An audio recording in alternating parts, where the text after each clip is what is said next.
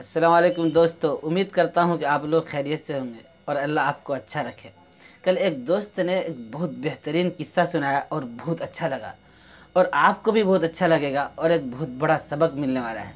अगर इस वीडियो को शोहर देख रहा है तो अपने बीवी को ज़रूर दिखाए, और अगर बीवी देख रही है तो अपने शोहर को ज़रूर दिखाए, और अगर दोनों देख रहे हैं तो फिर क्या कहने, सुभान अल्लाह, माशा अल्लाह। वो ये कि एक खातून यानी एक बीवी ने अपने शोहर से कहा कि क्या जी तुम मुझे कुछ भी नहीं देते, तुमने मेरे लिए क्या ही किया है। और औरतों का जो एक बात है कि आपने मेरे लिए अब तक क्या किया है, यानी क्या दिया है मुझे। यानी आपसे शादी करके मेरे सारे अरमान अधूरे रह गए, मेरे सारे अरमान पर पानी फिर गया, यानी आपने मुझे क्या दिया है।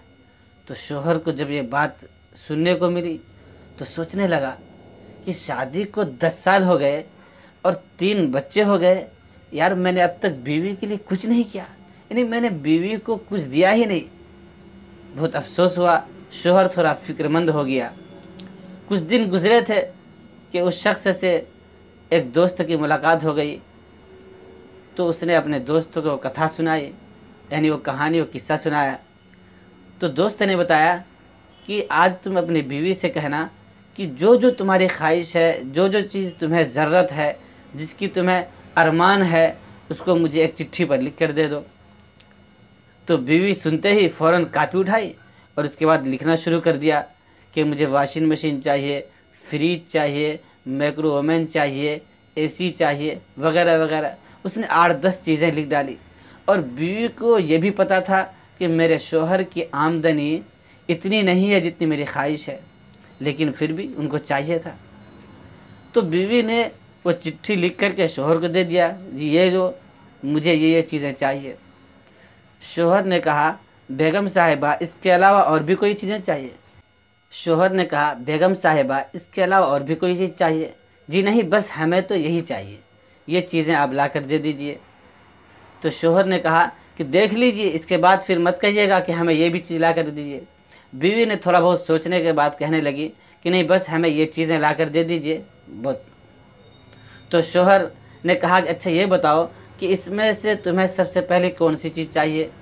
तो बीवी कहने लगी कि सबसे पहले हमें वॉशिंग मशीन चाहिए, इसलिए कि मैं कपड़े धोती हूँ, थक जाती हूँ, मुझे वॉशिंग मशीन ज़रूरी है। उसके बाद फिर शोहर ने कहा और क्या चाहिए इसके बाद।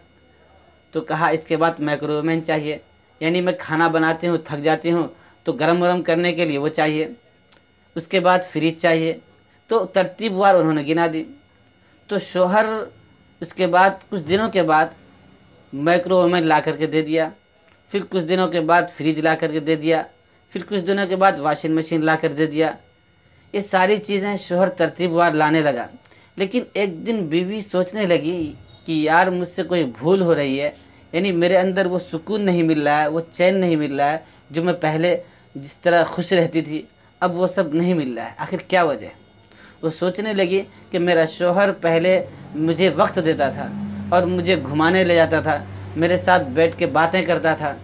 तो वो शोहर से कहने लगी कि आप अब बदल चुके हैं, यानी मेरे साथ वक्त नहीं लगाते हैं, मेरे साथ बैठते नहीं, कब आते हैं कब चले जाते हैं। शोहर कहने लगा कि आपकी जो मांग है, आपकी जो डिमांड है, मैं उसको पूरा करने की कोशिश में लगा हूँ कि मैं बेगम साहिबा की वो तमाम चीज़ें ला के दूँ जो उन्होंने मुझसे मांगा है। तो बीवी कहने लगी कि आप जिस तरह पहले मुझसे बातें करते थे वो सब बिल्कुल छूट गया है, आपका रूटीन अलग हो गया है, यानी बिल्कुल मामूल के ख़िलाफ़ हो गया है। तो शोहर कहने लगा कि जब ये सब चीज़ें जब मैं ला करके दे दूँगा तो मुझे भी सुकून मिलेगा। उसके पहले शोहर 8 घंटे काम करता था, अब 10 घंटे, 12 घंटे, 15 घंटे, 20-20 घंटे काम करने पड़ रहे हैं, क्योंकि बेगम साहिबा की वो तमाम चीज़ें पूरी भी करनी है। इसलिए वक्त निकाल करके आउट टाइम पे वो काम करता है ताकि बेगम साहिबा की ज़रूरत की पूरी की जाए। तो एक दिन बीवी सोचने लगी कि मुझसे बहुत ज़्यादा भूल हो रही है, बेचैन बेचैन रहने लगी। तो शोहर को कहने लगी कि मैं माफ़ी चाहता हूँ आपसे, मुझसे कोई गलती हो गई है, मुझे ये सब चीज़ें नहीं चाहिए, मुझे माफ़ कर दीजिए।